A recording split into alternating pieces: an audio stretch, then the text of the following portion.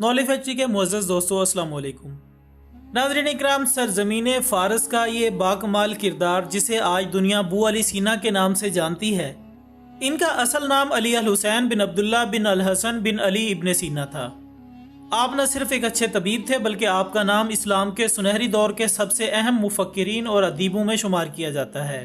بو علی سینا کی ایک خصوصیت یہ بھی تھی کہ انہوں نے دواؤں سے ہٹ کر مریضوں کا نفسیاتی علاج بھی کیا، اور اس طرح آپ نفسیاتی علاج یا سائیکو تھراپی کے موجد بھی بن گئے۔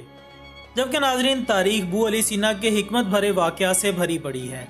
جیسا کہ بیان ہوتا ہے کہ بو علی سینا ان دنوں شہر گرگان میں مقیم تھے اور اپنی خدمات سر انجام دے رہے تھے کہ اتفاقاً شاہ گرگان کا بھانجا بیمار پڑ گیا۔ شاہ گرگان نے میر قابوس کے اچھے طبیبوں کو بلوایا، مگر کوئی بھی مرض کی صحیح تشخیص نہ کر سکا اور کسی کے علاج سے بھی کوئی فائدہ نہ ہوا۔ اس مریض کی عجیب حالت تھی، وہ منہ سے کچھ بھی نہیں بولتا تھا اور ہر وقت خاموش پڑا رہتا تھا۔ ماہر اور پرانے طبیب جب تھک گئے تو امیر قابوس نے بو علی سینا کو بلوایا۔ جب بو علی سینا تشریف لائے تو آپ نے مریض کو دیکھا، نبض پر ہاتھ رکھا اور کچھ دیر سوچ میں پڑ گئے۔ تھوڑی ہی دیر بعد آپ نے امیر سے کہا کہ کسی ایسے شخص کو بلایا جائے جو اس شہر گرگان کی سبھی گلی کوچوں سے واقف اور آگاہ ہو۔ بو علی سینا کی یہ بات سن کر امیر بہت حیران ہوا، لیکن اس نے فوراً ہی ایک ایسے شخص کو حاضر کیا جو شہر کی سبھی گلی کوچوں اور راستوں سے واقف تھا۔ چنانچہ بو علی سینا نے اس کو کہا کہ اس شہر کے گلی کوچوں کے نام ایک ایک کر کے بتاتے جاؤ۔ یہ کہہ کر آپ نے اپنا ہاتھ مریض کی نبض پر رکھا اور وہ شخص ٹھہر کر گلی کوچوں کے نام بتانے لگا۔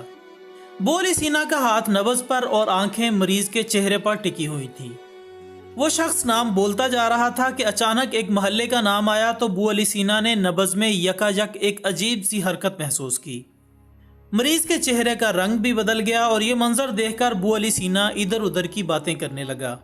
تھوڑی دیر ٹھہرنے کے بعد آپ نے بڑے اطمینان سے کہا کہ اے امیر، ایک ایسے شخص کو بلایا جائے جو فلاں محلے کے ہر گھر سے واقف ہو اور سب مکانوں کے نام بتا سکے۔ امیر نے کہا کہ آپ مجھے تھوڑا سا وقت دیجئے، میں ایسے شخص کو تلاش کرنے کا حکم دیتا ہوں۔ چنانچہ جب ایسا شخص بھی آ گیا جو اس محلے کے ہر گھر سے واقف تھا تو بو علی سینا نے پھر دو چار ادھر ادھر کی باتیں کی اور اس مریض کی نبض پر ہاتھ رکھ دیا۔ پھر آپ اس شخص سے کہنے لگے کہ مجھے فلاں محلے میں جن جن صاحبان کے مکانات ہیں ان کے بارے میں بتاؤ۔ وہ شخص بتانا شروع ہو گیا، یہاں تک کہ ایک مکان کا نام آیا تو نبض میں غیر معمولی حرکت پیدا ہوئی اور چہرے کا رنگ بھی بدل گیا۔ بو علی سینا خاموش رہے اور تھوڑی دیر بعد امیر سے کہنے لگے کہ ایک ایسے شخص کو بلایا جائے جو مکانات میں رہنے والے لوگوں کے نام بھی بتا سکے۔ امیر قابوس نے ذرا سی دیر میں ایک ایسے واقف کار کو بلایا جو سبھی کے نام جانتا تھا۔ بو علی سینا نے اس شخص سے کچھ ادھر ادھر کی باتیں کرنے کے بعد پوچھا کہ فلاں مکان میں کون رہتا ہے۔ چنانچہ بو علی سینا مکانات کے نام بتاتے اور وہ شخص ان میں رہنے والے مکینوں کے نام بتاتے جاتا، یہاں تک کہ ایک ایسا نام آیا جس سے مریض کی نبض میں ایک بار پھر غیر معمولی حرکت پیدا ہوئی۔ بو علی سینا تھوڑی سی دیر کے لیے رک گئے، پھر اس امیر سے علیحدگی میں ایک کمرے میں جا کر امیر سے کہا کہ یہ نوجوان شخص عشق کے مرض میں مبتلا ہو چکا ہے۔ اس شہر میں فلاں محلہ ہے، اس محلے میں فلاں نام کا گھر ہے اور اس گھر میں فلاں نام کی ایک خاتون رہتی ہیں۔ اے امیر، اس مرض کا علاج بس یہی ہے کہ اس کی شادی اس کی محبوبہ سے کرا دی جائے۔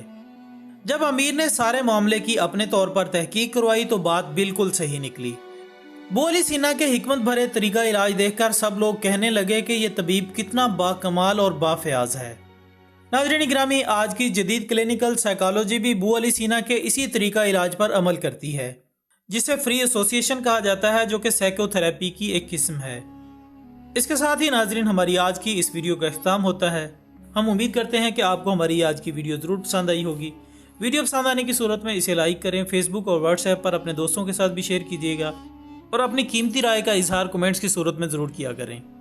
ہماری اگلی ویڈیو آنے تک اپنا، دوستوں، رشتہ داروں اور گرد و نواح کے تمام لوگوں کا بہت خیال رکھیے گا۔ اللہ حافظ۔